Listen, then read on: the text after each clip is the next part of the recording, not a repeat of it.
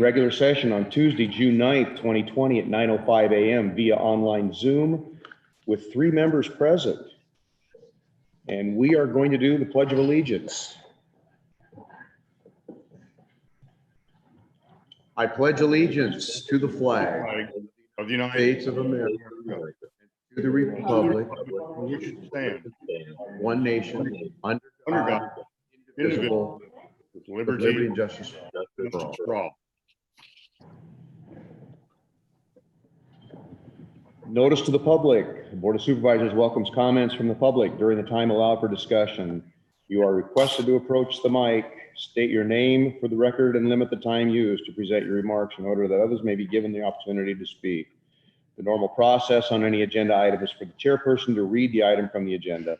The board is given an opportunity to comment on the issue and/or place a motion on the floor.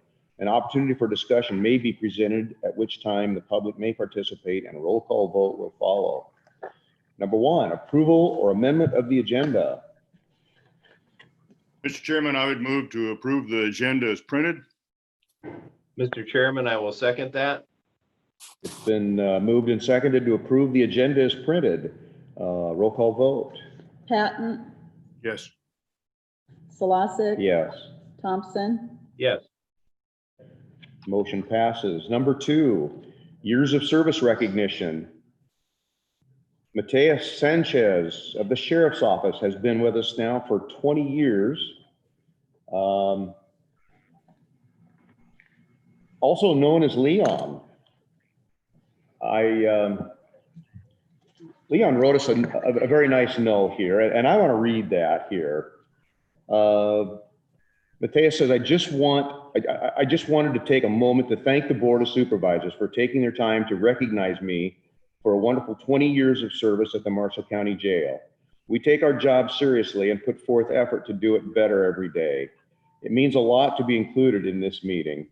The Marshall County Sheriff's Office is truly a special place to be a part of. I sincerely apologize, but I will not be available to attend this meeting at this time. Thank you again, and I look forward to continuing to serve this great county to the best of my ability. So we appreciate the words here from Mateus. Very nicely done. Very good. Number 3, not to exceed 2.999.999 general obligation capital loan notes, public hearing. The Board of Supervisors of Marshall County, State of Iowa, met in regular session at 9:05 a.m. on the above date. An in-person meeting being impossible or impractical due to the COVID-19 pandemic, there were present Chairperson Steve Solosik and the following named board members: Dave Thompson and Bill Patton. And I am not going to read all of this.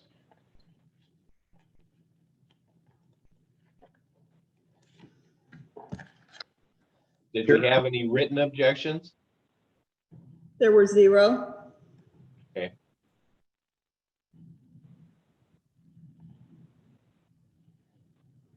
Do we want to read the last paragraph here of that resolution? Yeah, do the chairperson. The chairperson then asked the auditor whether any written objections had been filed by any county resident or property owner to the proposal. The auditor advised the chairperson and the board that there were 0 written objections being filed. The chairperson then called for oral objections to the proposal, and I assume there were none made. Well, is there any oral? Anybody on the call? Is there anyone that wants to speak to this at this time? If not, whereupon the chairperson declared the time for receiving oral and written objections to be closed at 9:09. 9:09 a.m. The board then considered the proposed action and the extent of objections thereto. I will read resolution number 2020-0021. Resolution instituting proceedings to take additional action for the authorization of a loan agreement and the issuance of not to exceed $2.999 million general obligation capital loan notes. Mr. Chairman, I would motion that the resolution be adopted. Mr. Chairman, I second that. It's been moved and seconded, this resolution be adopted. Is there any other discussion? One of the things that I was just thinking about, this is to cover expenses that we have that the insurance hasn't paid for yet. And the idea is that when the insurance pays for it, then that pays this off. Is that correctly stated, other board members? That's very Yes, sir. clear. Okay, This is basically giving us additional cash flow so that we can meet all of these needs in case the insurance company is a little bit slow in the reimbursement of the funds. We don't feel that it's proper to keep any of our vendors waiting for payment. It is also for the ordinance and law Yep. expenses that we may have as we continue to have our conversations with insurance. So this should let us continue on this project with the courthouse, full steam ahead, basically. Yes, this is what, that's what it's allowed us to do. We should be getting plans this week, today, actually. Okay.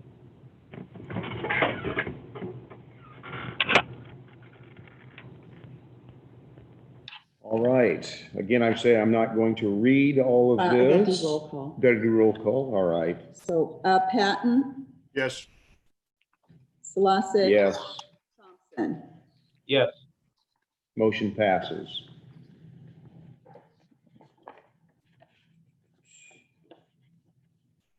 I think we can move on to the consent agenda at this point. Number 5, approve minutes from the regular session of May 26, 2020. Number 6, accept the manure management plan annual update from Langmaid Farms, i.e. number 58012. Annual update report received and placed on file with the following changes to the manure management plan. Change crop rotation or optimal yields and used manure analysis. Number 7, accept the manure management plan annual update from Justin Whitaker, ID number 66798. Annual update report received and placed on file with the following changes to manure management plan, 4-year update. Accept manure management plan annual update from Hog Heaven, ID number 70146. Annual update report received and placed on file with the following changes to the manure management plan. Added acres, changed the crop rotation or optimal yields, and used manure analysis. Number 9, approve claims. Approve claims as audited and authorize the county auditor and recorder to issue payment of the same. The listing of claims paid at this meeting and all claims paid in the month of June will be published as part of the first meeting in July. I would entertain a motion. Mr. Chairman, I would move to approve the consent agenda as printed. Mr. Chairman, I would second that motion. It's been moved and seconded to approve the consent agenda as printed. Is there any other discussion on any of these items? Roll call vote. Patton, Yes, Solosik. Yes. Thompson.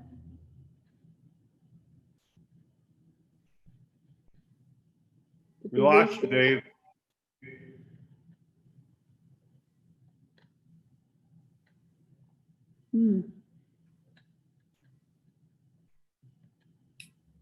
Steve, are we okay?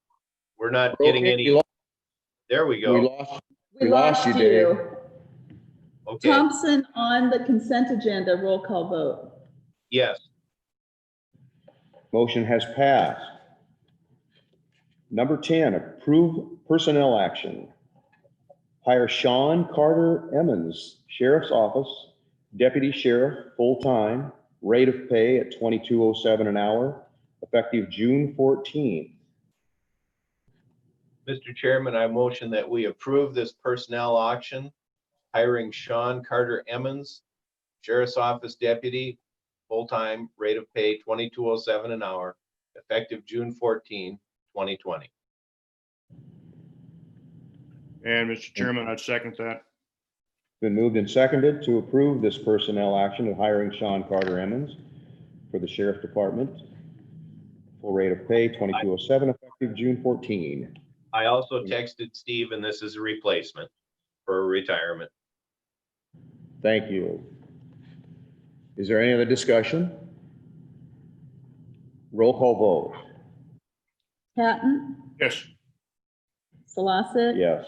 Thompson, Yes, Motion passes. Number 11, economic development update. Lynn Oberding, CCE, IOM President and CEO, would like to provide the board an update on economic development activity over the past 6 or so months, share information related to their goals moving forward, and an update on the hiring process. Lynn, I see you're with us here. Good morning. Good morning, and thank you for letting me join this morning. I want to give you just a brief update, and I'm going to go back a little farther than 6 months, but I want to talk a little bit about some of the work that's been done for economic development for Marshall County through the work of our office. You may recall that approximately a year ago, we restructured our organization where previously Marshall Economic Development Impact Committee, then known as Marshall Economic Development or MED, really came under the umbrella of the chamber. Always one organization. We always worked very closely together, but in an effort to sort of simplify some of the things that we are doing and make sure that we are providing the very best service to our members and investors and the public that we could, we restructured under the chamber. And so economic development has been a very important program of the Chamber of Commerce.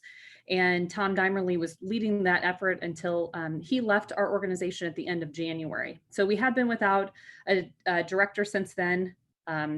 We placed the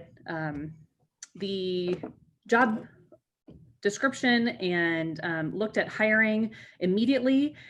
And then COVID-19 hit. And so as you can imagine, a lot of people who might have been looking for a new position were dealing with other things in their personal and professional lives. And so that process has taken a little longer than what we would have liked. And we are now working with a recruiter, an economic development recruiter, to assist us in hiring for that position.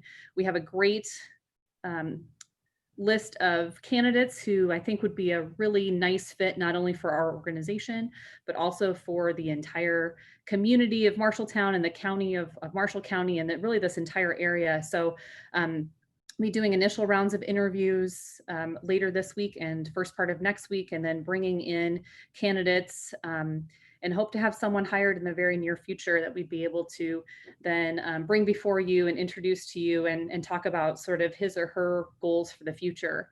In the last 5 years, there's been a lot of things that have happened in the community, and I want to just highlight a couple of the really notable projects that have happened. Obviously, Tom worked really hard on the Midwest Manufacturing project that happened a number of years ago, and that was done really with a lot of different partners, a really great project for the entire area. But some of the other things that have happened really have been related to tornado recovery. So I wanted to let you know a couple of things that our office worked on, including the microloan program, which wrapped up, it was more than 6 months, but less than 12 months after the tornado. We ended up being able to retain 77 jobs through that program. $198,000 was loaned out in the form of 19 different loans through economic development in partnership with Consumers Energy and Heart of Iowa Cooperation. So a lot of really great work done to keep some of those small businesses in the area and be able to provide some microloans to them. Additionally, we've done a lot of work on housing.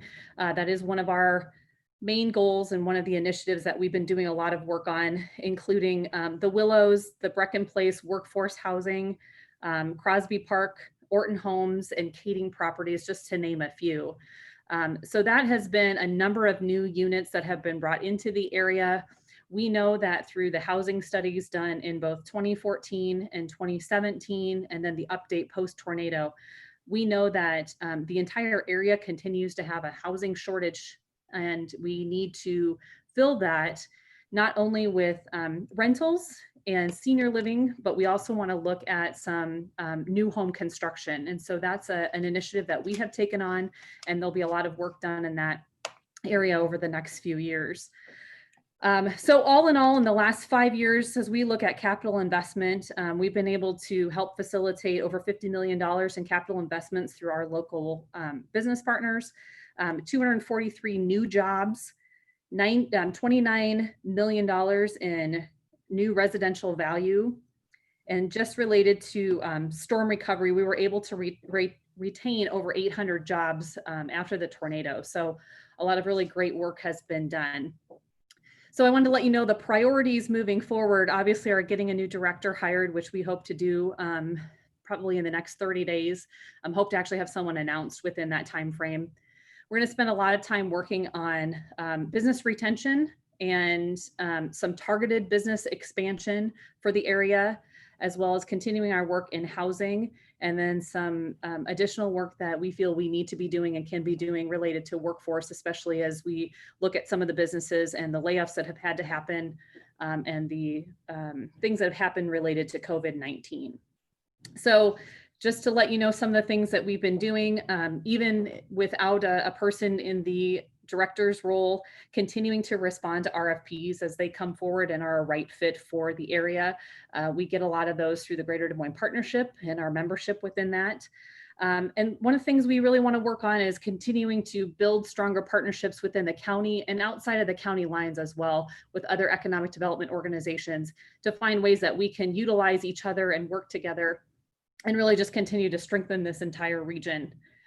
So that's my update for you. I'm happy to entertain any questions that you may have.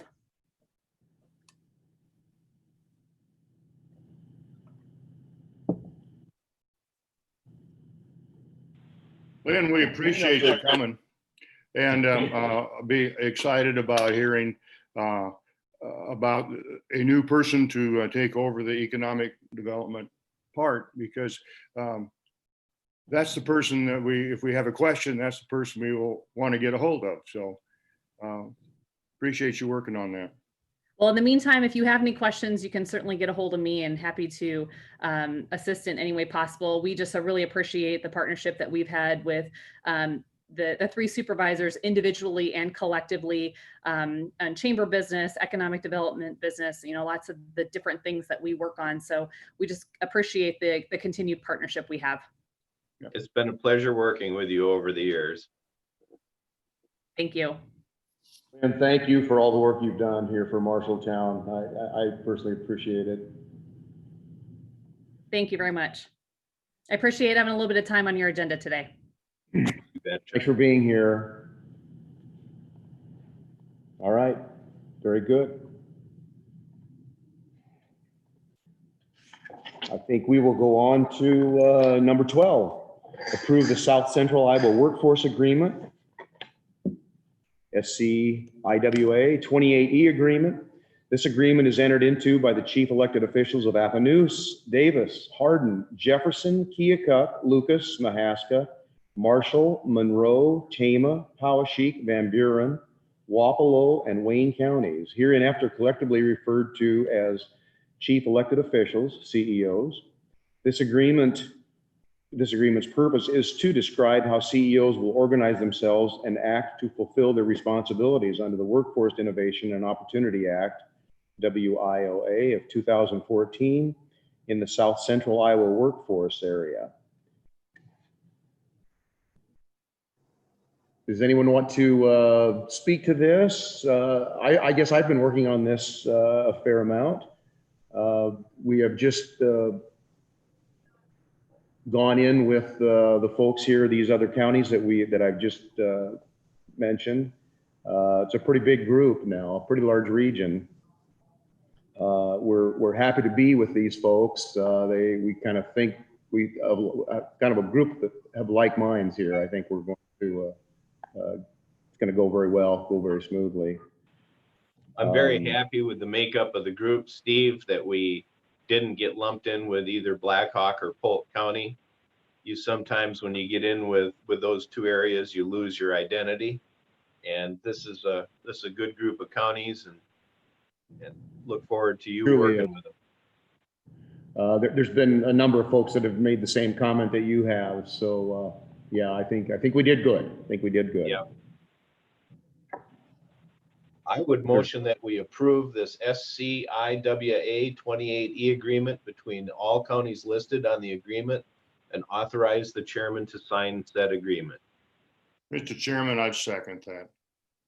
Okay, it's been moved and seconded to approve this agreement between all the counties that are listed on this agreement and authorize the chairman to sign the agreement. Any other discussion? Roll call vote. Patton, Yes. Slosik. Yes, Thompson. Yes. the motion is passed. Number 13, contract renewal with Cost Advisory Services Incorporated. Discussion and possible action on a 3-year contract renewal between Marshall County, Iowa and the Cost Advisory Services Incorporated. The attached renewal contract provides an annual cost allocation plan based on actual costs incurred for fiscal years 20, 21, and 22, which document the costs expanded by the county to support and administer general funds and non-general fund programs. This contract amount remains unchanged from the previous 3 years. Nan, do you work, I assume you work fairly closely with, you do not work? I do not. All right. Steve, I this have- is this is a contract we have with this organization that goes over all the different billings and things that come through Marshall County. They make sure we're getting the appropriate dollars amount back, and it really ends up giving us a net positive figure. What they save us in the time and the expense and looking into these things on an individual basis, if we were really doing them as a county, this is a very good return on our investment. I think it's They're been, obviously well, it's been a positive return since I've been a supervisor. And so I think this is a very Absolutely. good deal. Mhm. We usually generally net out in the positive area about $32,000 on this. okay, obviously money well spent. They're evidently well received in the state because there's 93 counties that use this service. Absolutely. they They provide- work with these billings and things on a daily basis, and they've got the level of expertise to do it that the individual counties just, you couldn't afford to hire somebody to do it for what they charge us. Mr. Chairman, I would move to approve this contract for $6,100 between Marshall County, Iowa and Cost Advisory Services Incorporated, effective fiscal years 2020 through 2022. Mr. Chairman, I would second that motion. It's been moved and seconded to accept this contract for $6,100 between Marshall County, Iowa and the Cost Advisory Services, effective fiscal years 2020 through 2022. Any other discussion? Roll call vote. Patton, Yes. Slosik. Yes, Thompson. Yes. motion has passed. Number 14, Sheriff's Department extension to 2080 agreement between Marshall County and the City of LeGrand for law enforcement protection. Discussion and possible action on the extension of the agreement between Marshall County and the City of LeGrand for law enforcement protection within the corporate limits of the City of LeGrand. The agreement is effective July 1st, 2020 through June 30th of 2021. The City of LeGrand agrees to pay Marshall County the sum of $25,175. Mr. Chairman, I would motion to approve the extension of the 2080 agreement between Marshall County and the City of LeGrand effective July 1st, 2020 through June 30th, 2021. The City of LeGrand agrees to pay Marshall County the sum of $25,175. Mr. Chairman, I'd second that. It's been moved and seconded to approve this extension, this 2080 agreement between Marshall County and the City of LeGrand, effective July 1, 2020. Is there any other discussion? No, sir. Roll call vote. Patton, Yes. Slosik. Yes, Thompson. Yes. motion passes. Number 15, Marshall County Flexible Spending Plan. Discussion and possible action to amend the Marshall County Flexible Spending Plan to recognize hardships due to COVID-19 as a qualifying event for mid-year plan changes. I'll just speak to that a moment. And basically, it's exactly what it sounds, but normally you can't make flex changes mid-year. Our flex year goes January to December, where all of our other benefits go July 1st to June 30th. And this is just an option that we can add if your daycare is closed, if you're keeping kids at home, that type of thing, your daycare needs an amount that you need may have changed. And it's really focused on those, probably the dependent care side of things. Could have also affect the medical, but probably not. Okay. All right. Any other discussion? Dave, Bill, do you have anything you'd like to say? No, I saw this coming. I think this is something that we should do. I agree. Yes. With that said, Mr. Chairman, I would move to amend the Marshall County Flexible Spending Plan to recognize hardships due to COVID-19 as a qualifying event for mid-year plan changes and authorize the chairman to sign. Mr. Chairman, I would second that motion. It's been moved and seconded then to amend the Marshall County Flex Spending Plan to recognize hardships due to COVID-19. There's no other discussion. Roll call vote. Patton, Yes. Solosik, Yes. Thompson. Yes. Motion passes. Number 16, Fire and EMS Radio Project discussion. Brad Fonts, Chief State Center Fire and EMS, is requesting discussion on this project. Brad, are you with us this morning? Yes, I am. Can you hear me okay? Oh, yes, we do. Yes, we do. All right. Well, if my math is correct, and looking back at the calendar, it's been about 7 weeks since our last discussion. So we wanted to come before you all today to follow up and see where we are in the process. Kind of left it in the Board of Supervisors court to make a decision on how to proceed from the financial side of it. I guess before we get too far into that, given our last meeting, I think was April, I want to say 21st maybe, or 28th, you've had some time to review numbers sent by Raycom. Are there any technical questions, non-funding wise, but I guess can we all agree that there is a need for the improvement and the upgrade to the system? Well, we agreed that there was a need to improvement at the last meeting. And in that meeting, we also agreed, all three supervisors, that we felt it was the county's responsibility to facilitate putting up the towers and to facilitate any possible financial assistance that the cities would need as far as borrowing any money. We also agreed at that meeting that it was the individual cities and townships' responsibility for the radios, the pagers, and or any training that would go along with it.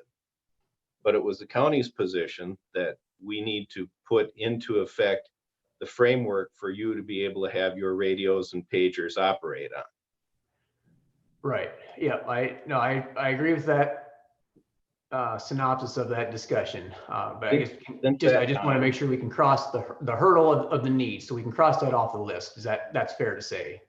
Well, we also took care of the county agreeing to be the facilitator if funds need to be borrowed for the individual cities and townships, that the county would be the mechanism for that.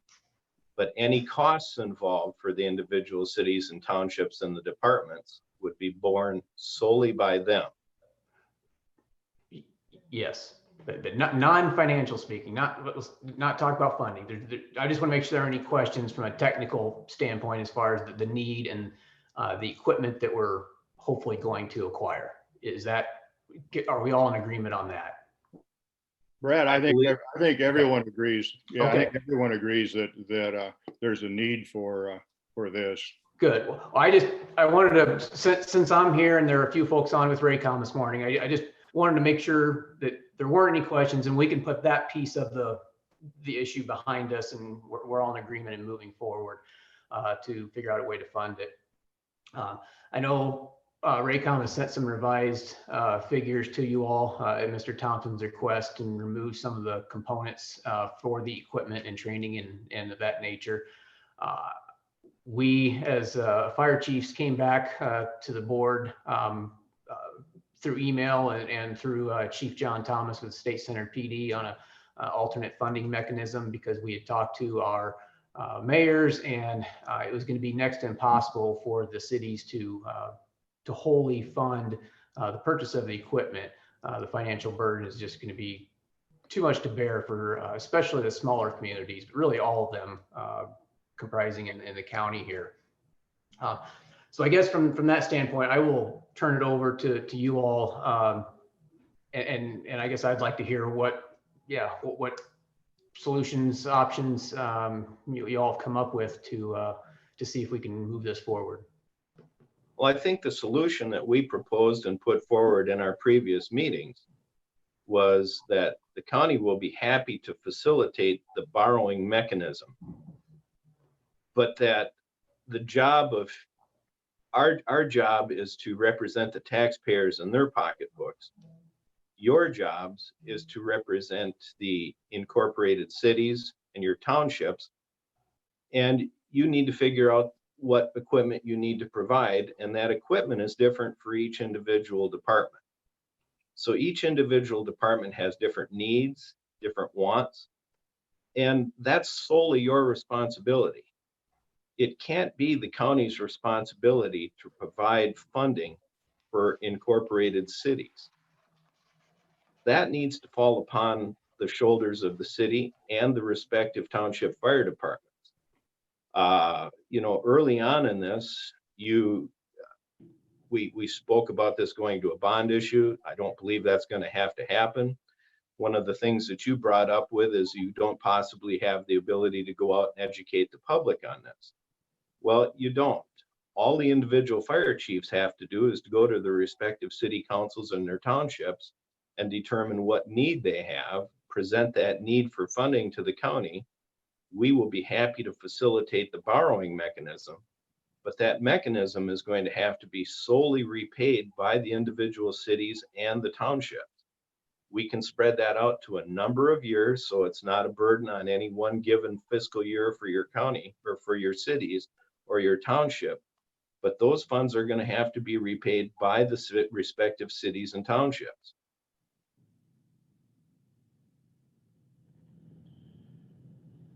Dave, I've got a question. Do we need to, is it important that we keep the people that live in Marshalltown out of this completely? That we shouldn't be.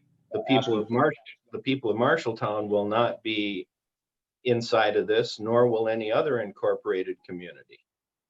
So they should not be a part of anything that is taxed. It won't affect them. The taxing ability is going to be the county putting up the towers, and that is for communication countywide. That is our responsibility. But it does not fall upon the responsibility of the county to provide the individual cities or township departments with their equipment. That burden falls solely on their shoulders. See, Steve, Marshalltown has already taken it upon themselves to get new radios. Yeah, I would. They have. Yeah. Well, I will offer up a slight, I don't want to say counterpoint to that, but that is correct, Bill, that Marshalltown is on the current P25 system. However, Marshalltown Police Department, I think I saw Chief Tupper on here and he can confirm this, but they do have portable radios that are of the older technology, meaning phase 1. And I'm going to kind of start talking in some technical terms, but when you have P25 networks, you have phase 1 and phase 2. And I believe all of his portables would need to be replaced to be phase 2 compliant. So there is a need and if that's the case, to have updated equipment as well. If that's the case, the city of Marshalltown would be more than welcome to also join in on the borrowing of any funds and would be responsible for paying for their own equipment. No different than the city of State Center, Rhodes, Melbourne, Liscombe, Clemens, Albion, and all the rest of the incorporated town. Each department is going to need to have to pay for their own equipment. You've got some of your departments that have contacted us that don't want the radios that you want. They want to buy different radios. Not everybody's on the same page with their needs and wants. We're simply going to facilitate the borrowing mechanism. You're going to have to facilitate the repayment. You can go to your own city council and state center and your township, and you can plead your case. Those are your friends and neighbors. You should have absolutely no problem discussing it with them, and they will understand the needs.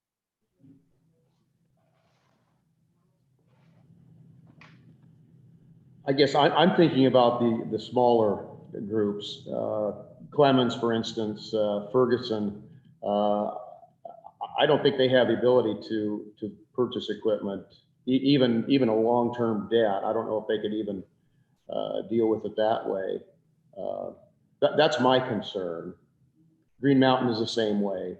Talked to John Warden last week, and he mentioned that they'd appreciate any kind of help that they can from the county. So I guess think about those smaller groups too. That well, we're already facilitating for the community of Green Mountain the borrowing facility so that they can build an addition onto their station. That's their choice. The radios that they need is also their choice. We're not providing the funding for the station or any other equipment, and we shouldn't be providing the funding for this either.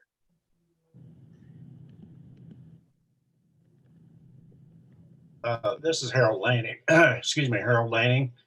And I just wanted to comment that I guess nobody disputes that there's this need, but when the fire departments need a new truck, for example, they have to come upon a way to fund that on their own, and should not necessarily be the responsibility of the county to do that. So you have to provide that funding on your own for that type of equipment, and maybe new coats and pants and so forth. So I think this is reasonable that you have a means to have the funding available to you, and that you can repay it back. So as a taxpayer, and I'm from the Marion Township area and the Green Mountain,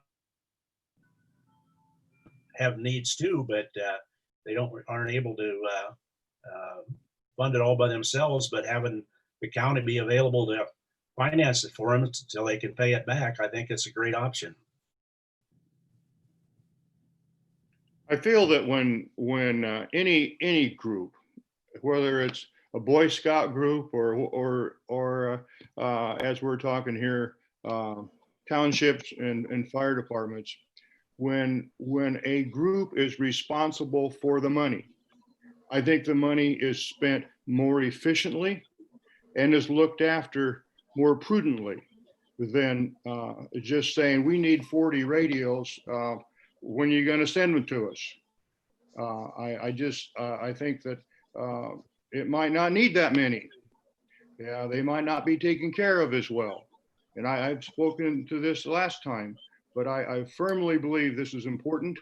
And that's just a side part of this.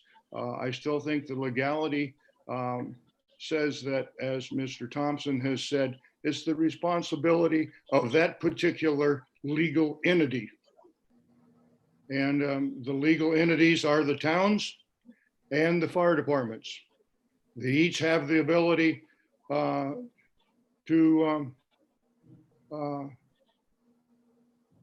apply for the taxes and set their own budgets. And that's where I'm at.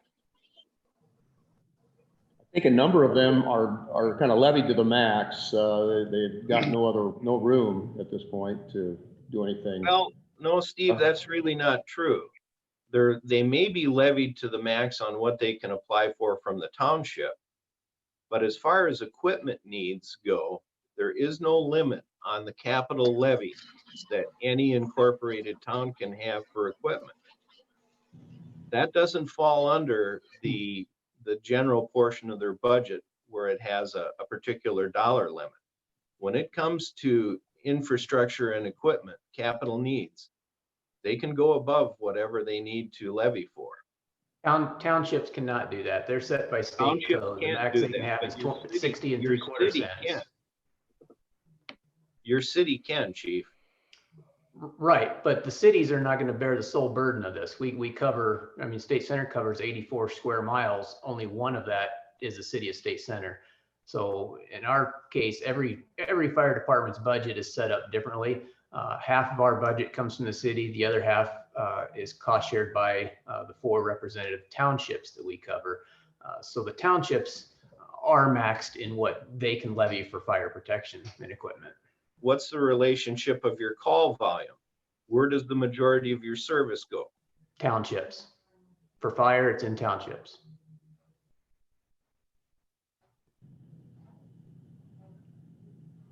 Yeah. I guess I'm looking at this from a, ultimately the taxpayers are going to pay for this. No one can question that. It's whether the city, the townships, or the county collect that money. So it's just a matter of which bucket it's coming from. In my mind, I sent through you a list of, I think it was 20 projects that I was able to research for P25 upgrades throughout the state of Iowa over the last 11 years. Of those, I think it was 10 that I could personally confirm where the whole project covered the infrastructure and equipment. So although I do recognize we don't have to do what everyone else has done, the idea of the county covering a total project upgrade like this is not new. County after county has done that because it is a costly upgrade. And we actually, as a whole project for Marshall County, on the lower end of many of those that I sent. I mean, they range from 1.2 upwards of $18 million. So we are, though 3.6 million is a lot of money, we are getting a comparatively, what I say, good deal from Raycom to get this off and going. Well, I appreciate what's in your mind. However, you're not the one that's responsible to the taxpayers of Marshall County. We are.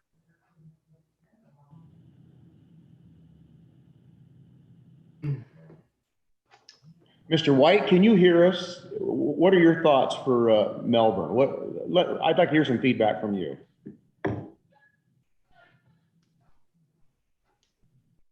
He needs to unmute. Can you unmute?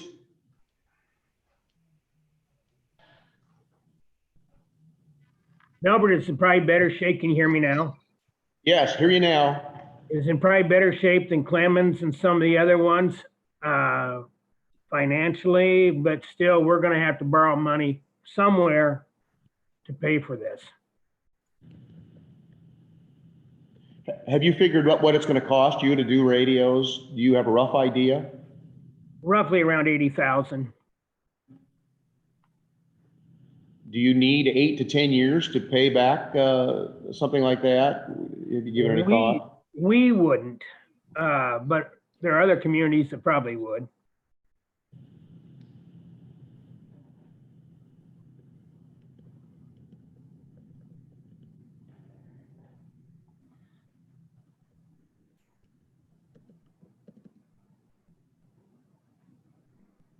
I guess just to keep the conversation moving, it's not my responsibility, as Dave said, to pay for the overall project. But I guess coming back to the borrowing idea that was thrown out, does the county have the capacity to do that themselves without borrowing?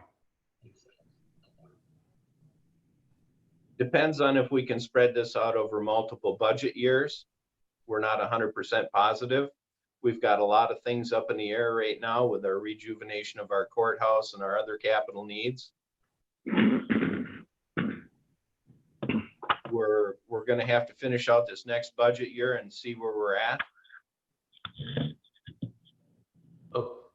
Okay, so when you say finish out the next budget year, that'd be June 30 of 21. Yes, but we can start making plans for it early.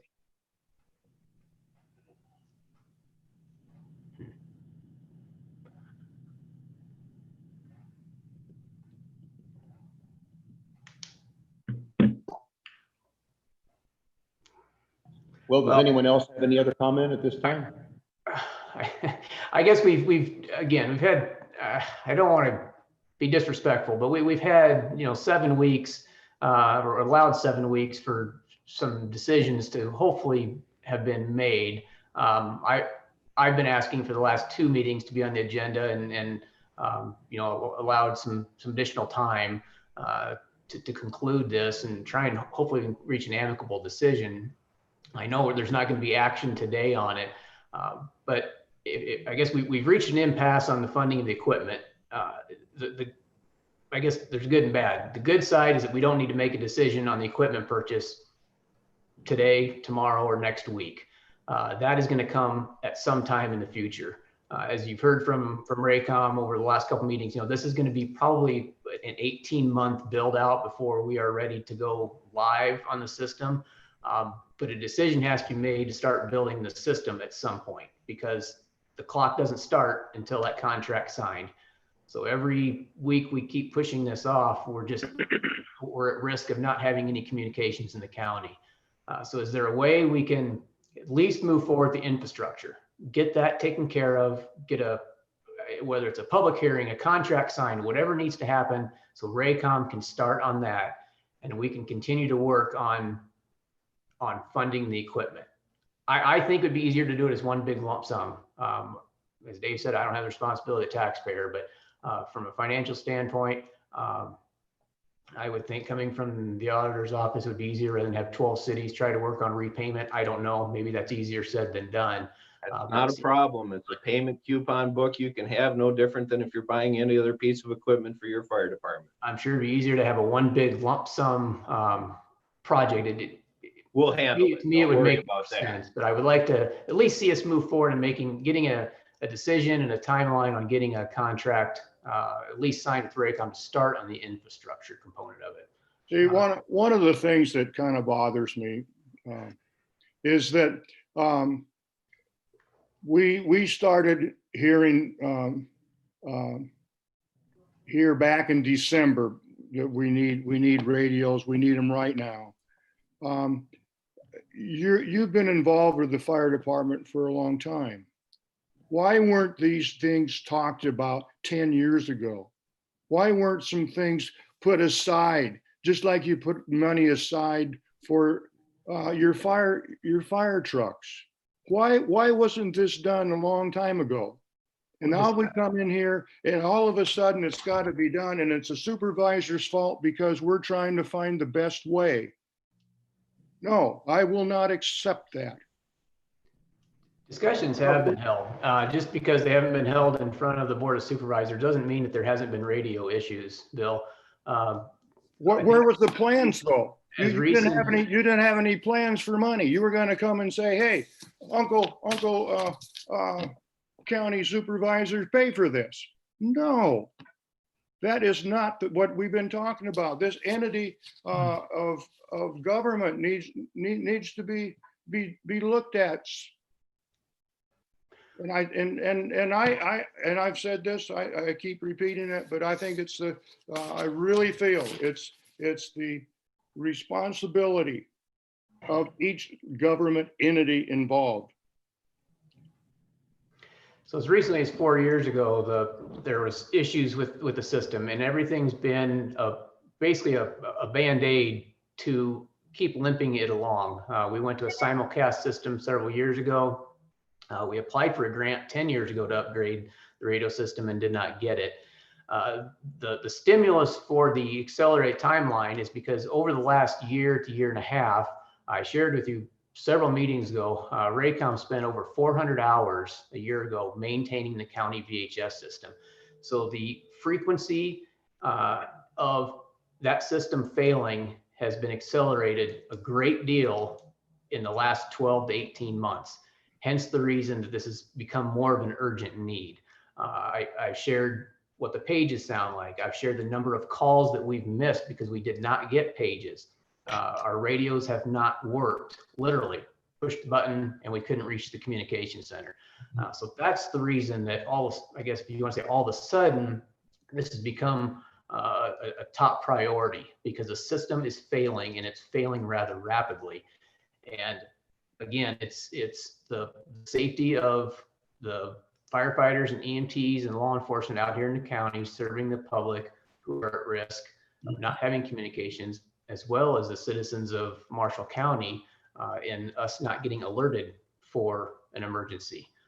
So I guess it has been on the radar for quite some time, but due to the system failing much more quickly, that's the reason for it becoming to the forefront here in the last 6 to 10 months.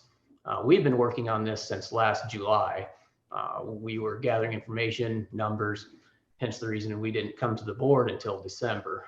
But this has been almost a year in the making from our standpoint. I would say we can get past this pretty quickly if you and your rest of your departments can get together on an agreement where you're going to repay any funding that you're going to need for radios, and the county will take care of the 2 towers. It is going to be your responsibility for radios, maintenance, and training. We'll take care of the towers. I think we're probably, as the 3 supervisors, fairly close to an agreement on that, and we can probably come up with a plan. I'm going to put the shoe on your foot. You're going to need to come up with a plan with all of your respective departments, how long they're going to need to repay their monies, what they're going to need, and even in some cases, because I've been told by 2 fire departments, they're not even going to need to borrow any money. So you have different needs and different wants from each department. If you're going to speak for this group, you go back to your group, get it together, get their needs, their wants. We'll come up with some sort of an agreement and a repayment plan that you're going to be responsible for. That's principal, interest, and any borrowing costs in your totality. These are dollars each department is going to be responsible for. We'll be happy to, as a county, to facilitate the borrowing needs and to spread those payments out over multiple budget years so that it doesn't destroy the individual department's budget nor the city's budgets in their respective budgets. But these are dollars that you're responsible for in the city of State Center. You're going to have some departments that aren't going to borrow money. State Center may need to borrow money. Your needs and wants are going to have to be paid for out of your department's budget. How you finance that budget between the city and the township, that's going to have to be your problem to work out, not the county. I'm here representing as many communities as possible. As Mayor White said, Melbourne is probably in a better situation than some. I can speak for State Center that we're going to have to be very creative in how we fund it. But when you look at a Ferguson who, they're looking at about $31,000.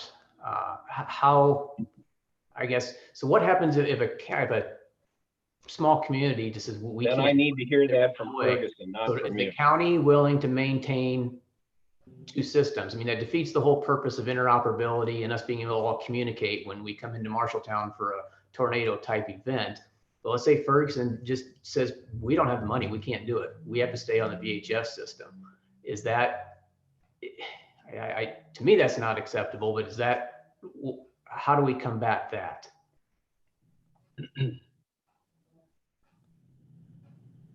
I don't think that's the supervisor's responsibility for that. We're not out there. You are out there. These people, they need to be sold.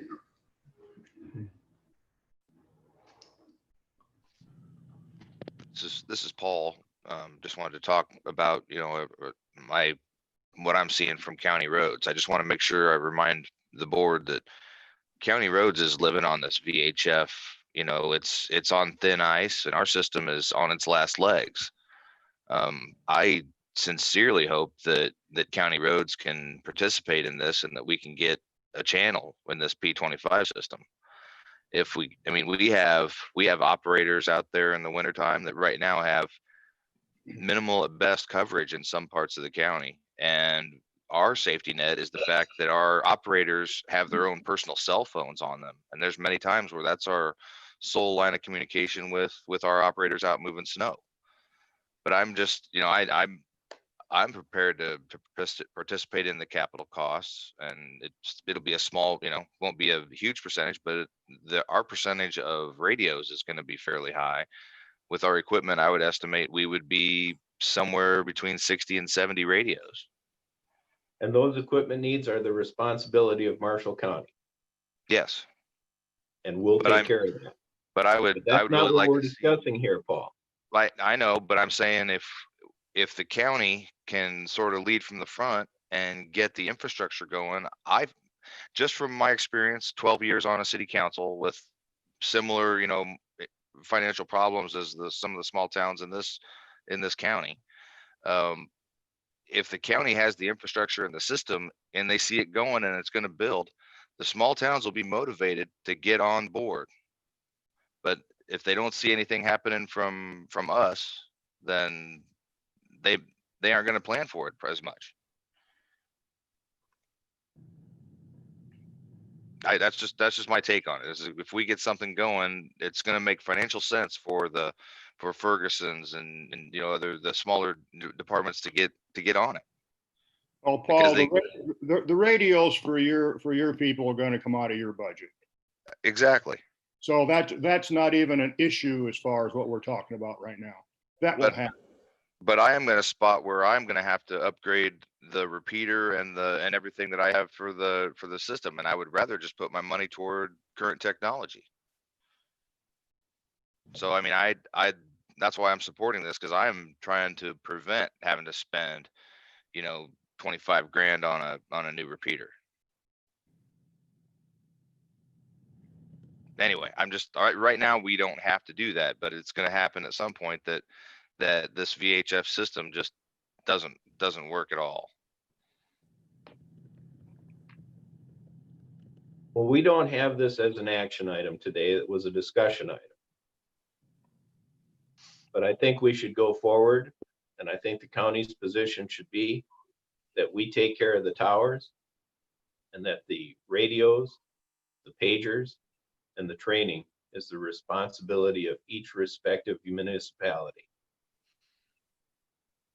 And I'd like to see us go forward under that standing. This is Harold Lanning. I'd also like to add to that we be the funding mechanism to enable all of these municipalities to be able to repay over a period of years. I'm sorry, Harold, go ahead. I'm thinking that I think we need to be careful here about the county being the bankroller of this. I can envision if the county pays for all the radios, what happens when a township or a town needs a new fire truck? Are they going to then say, well, you did it for the radios, why can't you do this for the trucks or new bunker gear or whatever? So I guess I have a little concern that the county has no business being the total bankroller. I think they can be the loaning institution, but I think we need to be wary of that.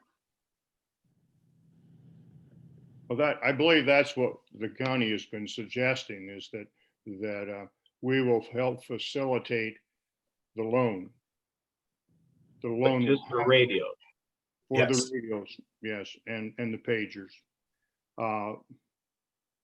We are not going to pay for it and then they pay us back.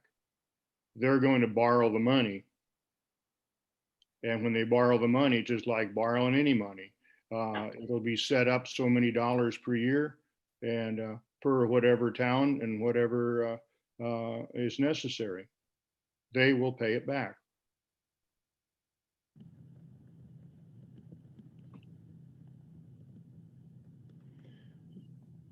Well, if that, Is the county willing to maintain two systems? I'm trying to think this through. So if we get some communities that just say, we can't do it. There's no way, whether it's a repayment, whether it's whatever it looks like. And I don't know what the community would be. I'm not even throwing any names out, but let's say we have a handful of communities that say we can't afford it.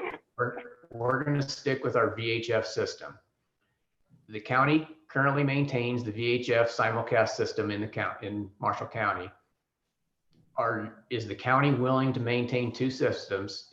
Although definitely not ideal from an interoperability standpoint, because it's going to be very, very difficult to talk to each other when we have to mutual aid. But let's say we have that situation come forward. Is the county going to maintain the VHF system for those entities that want to remain on VHF? So you're telling us we should maintain a system that you're telling us, on the other hand, is dying. Well, if some communications, even though bad, is better than no communications. So if we go to this new P25 system and we have 4 towns say we absolutely cannot afford it, we're going to stick with what we have as long as we can. Is the county going to try and maintain that system and limp it along as long as possible so they have some communications? And my estimation, and I'm just one of the supervisors, Brad, but if we do this and set up the towers, I think we'll set up the towers for the P25, and everybody needs to get on board. Okay.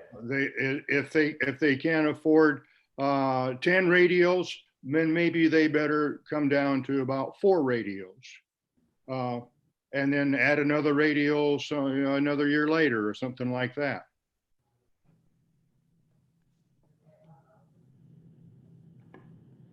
What would the extra cost be to maintain this old system? What does that cost us per year, roughly? Well, the county's paying Raycom currently. I think it's about $26,000 or $29,000 a year as a maintenance plan for the VHF system. Now I can say that's probably going to go up in the not too distant future because they're spending a lot more hours on it than they had anticipated. I see Mr. Miller's on the call this morning. He maybe can speak to that, but currently the county is paying just shy of $30,000 to maintain that system currently. And that's if it can be maintained. We've run into issues where it's very, very difficult to get parts. So it's not going to last much longer, if at all. Yeah, I agree with you there, Brad. It's a dying thing, and Right. And because of that, I don't think the option to any town should be that, oh well, you can stay on the old one. I think when we switch this thing over, it's going to all be new, and they have to get on board some way. Would you mind if I commented just for a second? Sure, Mike. So it sounds like the plan that you have agreed to, that supervisors are coming to some agreement to, is very similar to what the way Jasper County has implemented their radio system. In Jasper County, the Board of Supervisors has agreed, just like you, that their responsibility is the infrastructure, the towers, and they have left the funding of radios and pagers to the individual communities and townships within Jasper County. And those townships in Jasper County have some of the same financial difficulties that your townships in Marshall County have. And so they have given an extended period of time. And in Jasper County, I don't believe that they offered any financing mechanism like you're offering. So I think you have gone an extra step than what Jasper County did. The thing that Jasper County did is they said, we will maintain the old radio system for X number of years, 2 or 3 or 4 years. I can't remember off the top of my head, but they told their townships and cities that radio system's going away. It's going to be shut off at X period in time, and you need to budget and buy radios for the new system, or else our dispatch center won't be answering your calls anymore. And so that's sort of the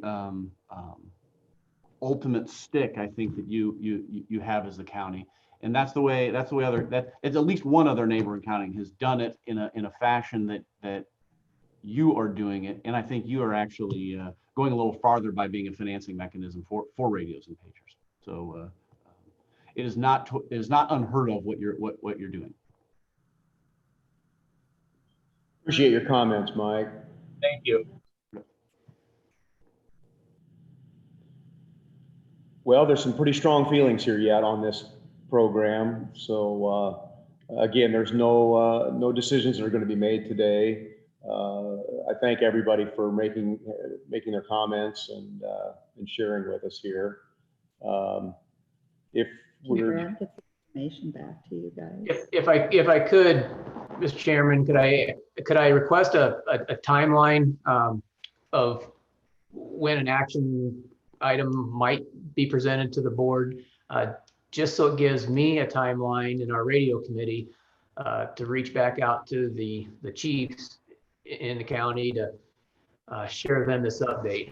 Because as a chief group, you know, we did propose a cost share agreement to the board, and I assume that's off the table as well from some of the conversation this morning. So we need to take this back to them in a rather quick time frame, I think, because the sooner we can get this infrastructure component going, the sooner the system's going to go live. And as I mentioned, it's just who knows how long it'll last. So I guess I would. Brad, I think the time frame is going to be on your back. You need to get to each of these individual communities that you're speaking for today, find out what their needs are, what type of financing they're going to need, how long a period of time they're going to need, and if they're going to participate. Like I've said, I've been approached by 2 of your different areas that don't have to borrow money. So once you put that all together, we can probably come up with a rudimentary 2080 agreement for the repayment of that money and look at bonding for it down the road. But understand that responsibility is going to be on each municipality. In the case of Green Mountain, they're an unincorporated community. We will be the funding mechanism for that, but they will be responsible of repaying that through their district. I think the county has made its position quite clear that we are willing to put up the towers. And once we get an exact dollar amount and we need to get our ducks in a row on what fiscal years we're going to be able to do this in, we can put together a financial plan on our end. You're going to have to work on the financial plan on your end. So that timetable is up to you. Well, so if I'm hearing you, the infrastructure component can't and won't move forward until, even though the equipment is on the cities. We've already talked with Diana Richardson here and got an idea on the towers, and the towers will be paid over a period of 2 of our budgets, and we just need to kind of get that down on paper. So you're using general fund dollars to pay for the towers. Don't worry about how we're going to pay for the towers. That's our responsibility. We're going to figure out how we're going to do it.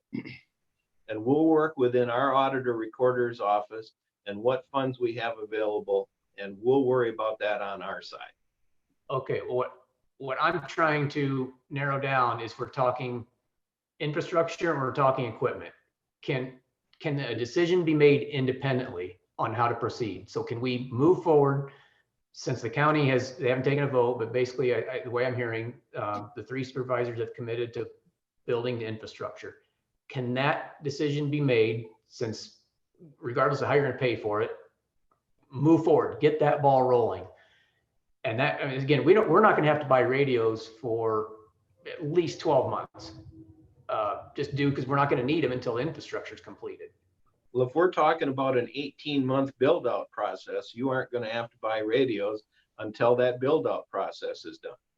Right. We're going to have to start making decisions in probably 12 months. So they don't ship same day. So we've got roughly a little over 12 months to start making a decision on radios and getting the order in. But the infrastructure obviously has to start sooner. What I'm asking is, can a decision be made on the infrastructure before the radios? Well, I think so. Yes. Yeah, I don't know why not. Goodness, that's. Okay. Can that? I think you know how We have to, yeah, because we have we've got an idea where the towers should be. We haven't leased or purchased any land. That has to be done. Well, that really won't take place until a contract signed, if I'm not mistaken. So we need to get that ball rolling with Raycom. And that's our job. We'll take care of it and we'll do it. Oh, okay. And that's what I'm coming back to the timeline, I guess. We're not going to get down to a timeline. We'll work that out with Raycom and we'll do it as rapidly as possible. I'm not going to get backed into a corner on this is going to be done by this day. Mr. Thompson, I'm not asking for a July 15th or July 30th date. What I'm wanting to know is how fast do I need to move? If the supervisors are not going to make a decision on infrastructure until, I talked to 12 mayors and 16 townships times 3 trustees, that's going to take some time. If I need to move more quickly on that and the radio committee needs to move more quickly, we will. But if we have months to work out that component, that would really help us out if we know the infrastructure is moving forward. Does that make sense? Brad, this is just an action item on one of our future board meetings, and that would be up to you to bring that to us. But No, it's not up to the Brad's action item is going to be from us. We'll on those towers, Steve. That doesn't have to come from Brad. Okay, so we can do that. We could do that within a month then if we choose to do so. Is that clear? Is that fair to say? Yeah. Yes, see, but what I'm saying is if the board won't take action on it until they know that all the cities, their final number, then I have to move a lot faster than if I know that piece can be voted on at the next meeting or the following meeting, and it buys me time. Yeah, you're taking a negative approach on this, Brad. We're going to work on these and get this put together. When we talk to Diana, this is something that is going to be out there a ways, but the decisions have to be made fairly soon, and we understand that. Can we treat it as 2 separate projects then? Can we? Well, that's my thought. Break it down. We have nothing to do with the radios, Steve. Right. Get them set up. Get them all in agreement, Brad, because we're going to do it. We're going to do the tower, and then there's be an antenna put on top of a water tower over towards the Grand. Right. So keep in mind, Brad, you are responsible for radios, pagers, and any training and or maintenance fees. I've got that. I completely understand that. I still haven't. Now we're finally now we've finally taken a step.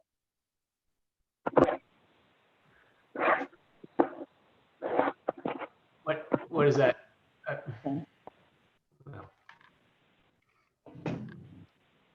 Well, are we ready to move on then? Can we continue on with our meeting? I think so. Supervisors know what they have to do. All right. Again, thank you all for your input. We're going to move on to discussion for reopening the county. I think this is pretty important too. Discussion and possible action about steps in reopening county offices for business. Nan, do you want to start with that? You want to open up with that? Yes. Steve, you were with us yesterday. Lucas, we met with Jarrett Heil, Mary Lee, and Jill Eaton. So we had CICS, Assessor's Office, Treasurer, myself, Building and Grounds, and you there, Yes. kind of getting everybody that's located at Great Western Bank, because Great Western Bank is our kind of most difficult process because we are a renter. I have talked to Alice Quastad there, and we can open prior to the bank opening. They are starting kind of in a phased approach at Great Western Bank throughout the state. They're opening their first branches here shortly, like 50 some. They're having issues getting PPE. So that's kind of a lot of their problem is they can't get the PPE for their staff to have. But they're kind of starting a phased approach, and theirs will probably start here in middle June and go through late July, just depending how it goes and how much resources they can get. She did say we could open prior to them being open. We would only be able to enter through the north door. So that would be unlocked there, then coming up to the second floor, and you'd be able to get in. Obviously, the bank doors would still be closed if they're locked.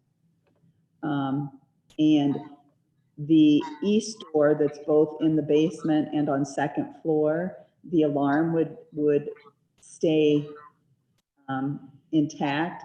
So if there was a fire, anybody, of course, could push the push bar and get out of the building. However, we should be using the north entrance for entrance and exiting. When we met yesterday, the group really wants to require masks to be used by all patrons. We are going to limit the numbers in the offices. We're going to mark out waiting areas. So with that, we are going to need some sort of a door person, kind of monitoring those coming in and out, similar to what you've seen at the Walmart, something like that, keeping track so we don't just have way too many people in. We are going to get rid of all of our furniture, soft chairs type of thing out front. There's still a few of those remaining there.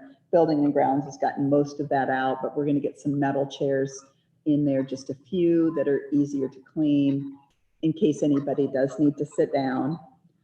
We will be marking out waiting spots on the floor and kind of using some masking tape type thing on the floor for people that are being helped at the counter versus walkway versus waiting. We don't have a super wide doorway there, but we think it'll work as we looked at things yesterday. We have hand sanitizer right now. It's been distributed to all employees. They have their own bottles, face masks. I've ordered disposable masks for the public. With us coming back that we wanted everyone to, we're going to require a mask. And when I've listened to comments from folks, attorneys say that if you're requiring it, you have to make them available. So that's us making them available. Mary Lee was also going to contact Larry Raymond to see if he had any more masks available. We are working on some options for the door. You had some action items there. I've got some action items. I know we have a lot of the chain rope that's actually plastic that we use for elections, and use some of that for guiding people. It worked very well during elections. We also have the VA office. It's going to be moving in here June 17th, 18th into the basement of the bank, in with CICS and public health. So we made a lot of really good progress, I think, when we met yesterday. My office is currently taking appointments. I don't know if any of the other offices have. We've had one instance where a family came in for passports and nobody was wearing masks, and people just didn't feel comfortable. So that tells me we need to require masks and have those available. Now, as far as us giving a date, that's really hard to do because we've got a lot of open things there yet that we want to do. And one of the things we did mention is, you always hear of the soft opening where patrons that are calling in, we could say, okay, we're going to be opening for business on this date. And that would allow us also, when we start to have some customers and public in the office, is there other things we need? Do we not have everything we need? So kind of what, and Jarrett and I have talked about this further, is not putting a date out there in the public, but when we have everything ready, doing a soft opening, allowing us to open our doors when we're ready, and then putting out a public notice a short time later that says, okay, we're open, we're ready, and putting that notice out there to the public after we've been open for our soft opening. Okay. I assume the other supervisors, this is maybe the first that you're hearing of this, or? I'm sorry, I do want to add one more comment too. I know we've got some people with some needs. I don't foresee that we will have everybody completely back in the office. I think we're going to still have people working remotely. Okay. There's some people with health issues Other issues where they need to work from home, I don't see that changing. I also could envision this meeting weeks from now still having the Zoom capability for folks that don't want to come in to a packed room, but they get the option. There's an option to do it either in person or via Zoom. So I don't think that means that everything goes back to the way things were prior to COVID. I think it's a new normal, as we keep hearing. A phased-in approach. A phased-in approach, and I'm no medical person, but honestly, I don't think we'll be back to the way we were before until there's some sort of an immunization. But that's just my opinion. I think it's our responsibility to be sure that there is not a packed room. Absolutely. We just plain do the meeting differently somehow, like we're doing right now. But we cannot afford to have packed rooms. The bank is not officially set a date. Is that correct, when they open? That's correct. They really don't know a date yet. Alice said they're waiting for posters, masks, gloves. They've got their plexiglass up already in their location, but she said they just can't get the PPE. Yeah, they can't even get soap. Lucas is buying soap so that we can have soap in the restrooms. We are also closing the restrooms to the public, just as a lesser thing, another thing to not wipe down. I agree, Bill, we can't have packed houses. And that's why we need to figure out somebody at the door to help us with that. Yeah. Well, Yeah, this is Jarrett in the treasurer's office. I think you're right, Bill. Probably the biggest concern is who's going to man that door. The motor vehicle department is going to have probably a large majority of that crowd that's going to come in. And so if we can have, I know we have security officers that have assisted in some times with us during lunch hours and things like that for opening and closing doors and restricting people from coming in. If we could have them available to do that crowd control, that'd probably be the most appreciable to maximize our workflows. But I do recognize that they have their schedules of what they need to do, so we need to make sure we reach out to them.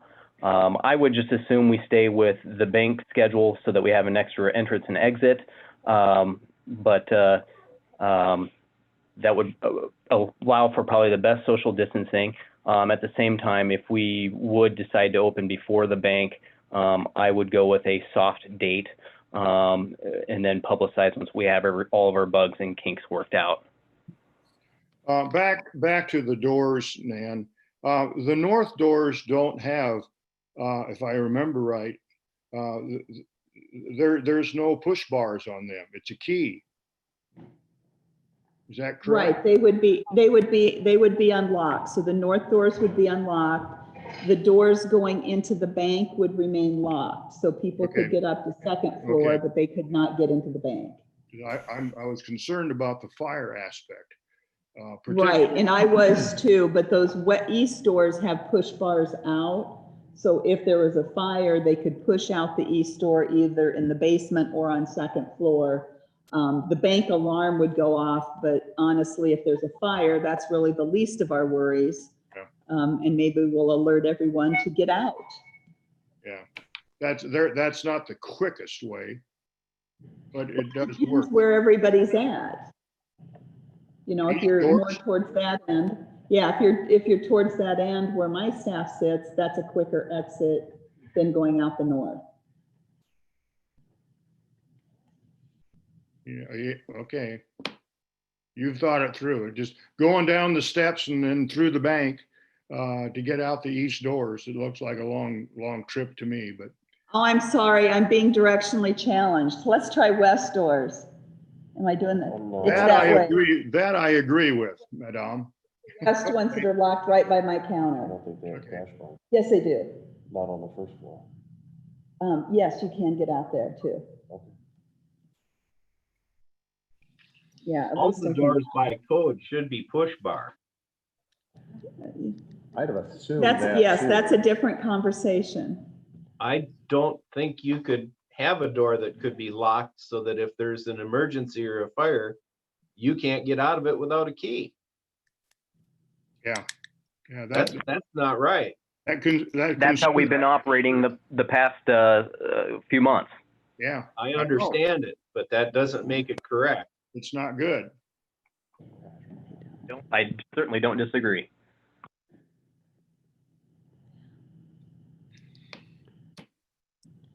This has been written as potentially an action item too, gentlemen. Do you want to make a motion of any kind on this, or what are your thoughts?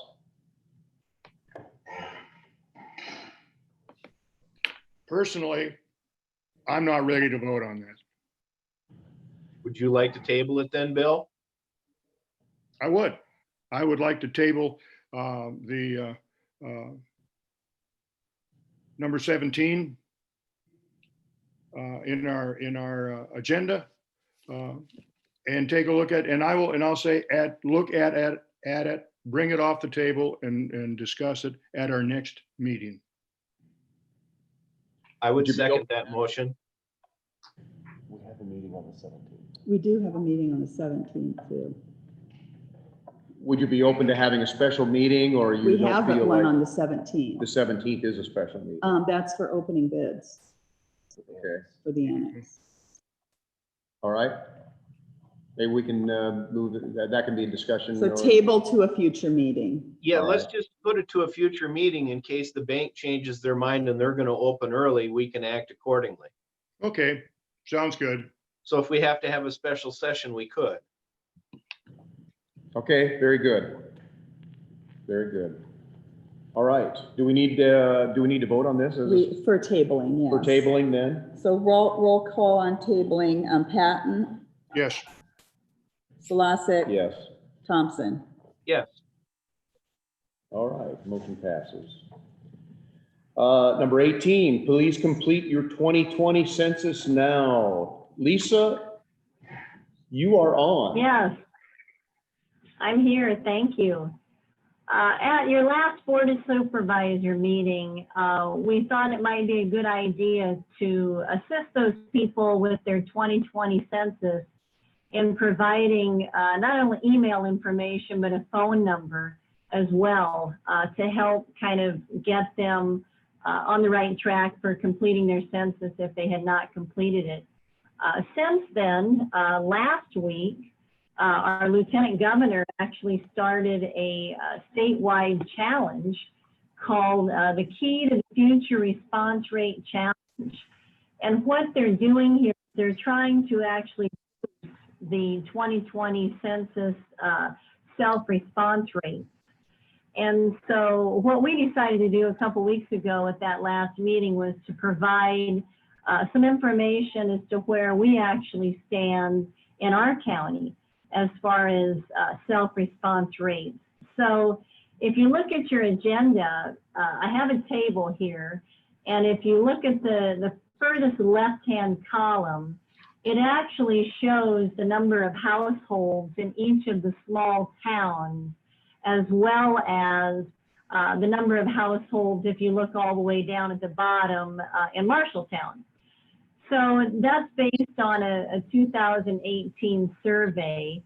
So you look at the number of households in that column. The next column then is based on last Thursday's response rates that they post each day.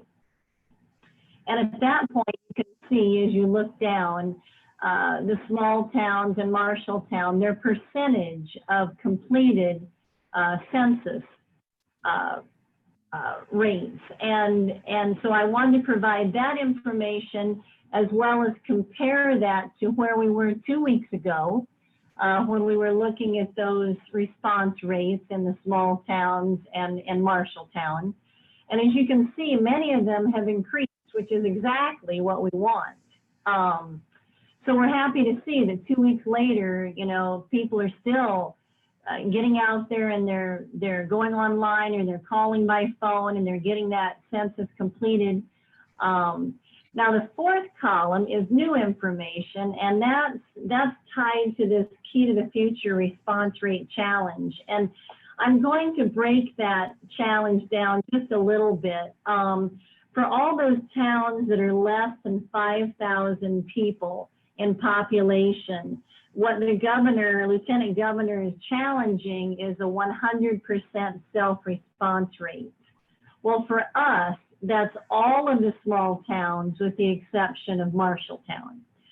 So the challenge by the lieutenant governor is to have 100% of those households complete their census. Now, if I take you all the way down to the bottom, another tier of this is for the towns that are greater than 5,000, which then leaves Marshalltown. That's the category that fits in. And because Marshalltown is much larger than these other small towns, the goal isn't 100%, but rather it's 10% on top of their 2010 response rate. And as you look at it there, Marshalltown has an 82.8 goal for the census. 10 years ago, their self-response rate was 72.8. So if we add that 10% in, that gives them an 82.8%. So what this all boils down to, if you look at the numbers in red in that fourth column, basically that's telling us the number of households left to respond. And in some cases, like Clemens, you know, we're looking at 22 households left to respond. Or if you go down to St. Anthony, out of the 25 households, we're really only looking at 14 households left to respond. Okay, so those are good things.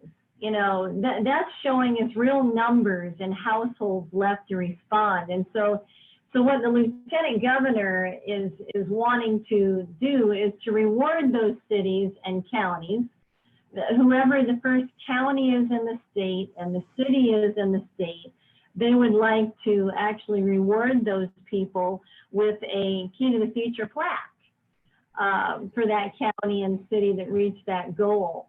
But even if we're not the first city or not the first county, all of those cities and counties that do reach their goal will receive recognition in the news and social media by the State of Iowa Complete Count Committee.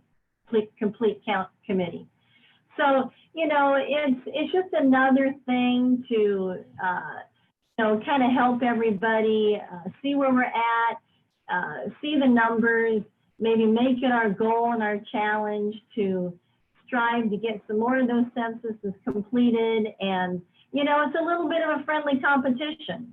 You know, everybody likes a little friendly competition. So that's where we're at. I'm glad to see the numbers are up. I hope to see them up again in 2 weeks. And who knows, maybe by then we'll have our first city or our first county that's reached their goal. So if anybody has any questions, you know, about completing their census or that contact information, feel free to reach out to me. I'm happy to give that information. Very good. Thank you, Do you have Lisa. any questions? Go ahead. Oh, good. I think we've made it pretty clear to the public how important this is to participate in this. So again, we appreciate your the work on this, and hopefully we get to make the goal that we want to get to. So thank you very much. You're welcome. All right, 19, we're at the public forum. It's a time set aside for the public to make comments on topics for county business other than those listed on this agenda. No action will be taken on any of these topics brought up in the public forum. Does anyone have anything they'd like to share at this time? This is Nan, and I just wanted to share that we are doing the canvass for the primary election today at 11 o'clock. There is Zoom meeting information if you would like to join that. So that's coming up this afternoon to finalize our primary election. And then on Thursday at 1 o'clock, we will be doing the audit. We have to do a post-election audit each election. Okay. And we have, I think we got Taylor Township. I can't remember for sure, but we've got a team coming in for that, and that'll be Thursday at 1. Okay, good. Any other comments? Any projects that need to be brought forth? Dave, do you want to talk about grants at all, or will that be another time? Grant? Oh, yes, I do. We have been awarded a $126,000 grant from the USDA through a community development block grant for the city of Green Mountain for their sewer project. That's the final key that we've been waiting for in this 12-year quest to get this project done. And there's no stopping it now. We're very excited. Very excited we got the grant. That means that there's less that the ratepayers are going to have to pay back.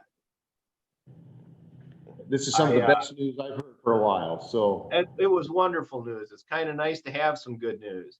I had a conversation with 3 different residents of Green Mountain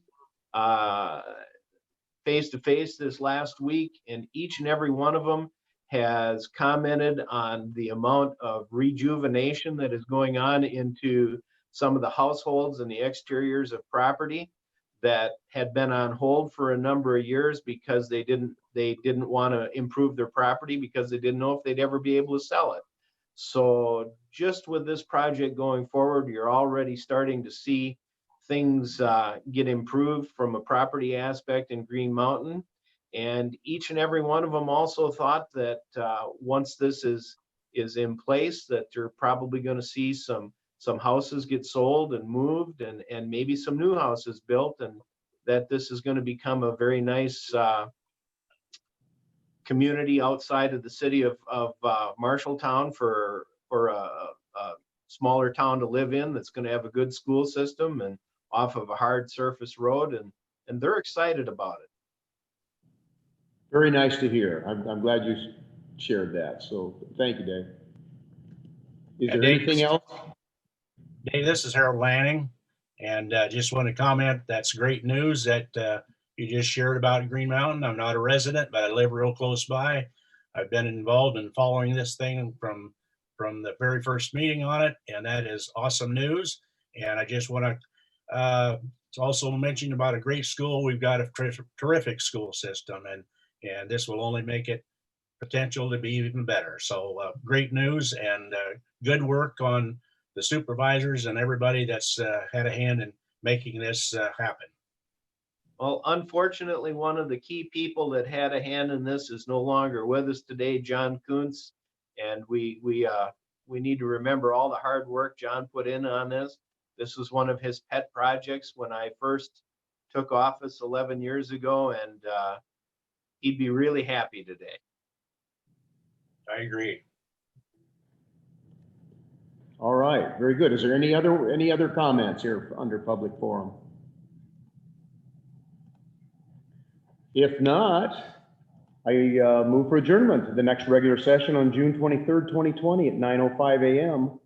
All business to be acted upon at that session should be submitted to the county auditor and recorder's office or the Board of Supervisors office by Thursday, June 18th, 2020 at 1:00 p.m.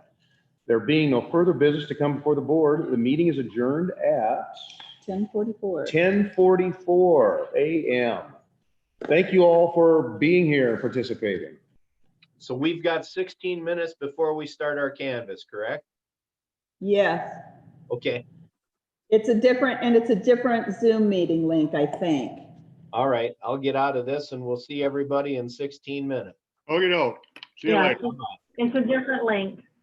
Yep.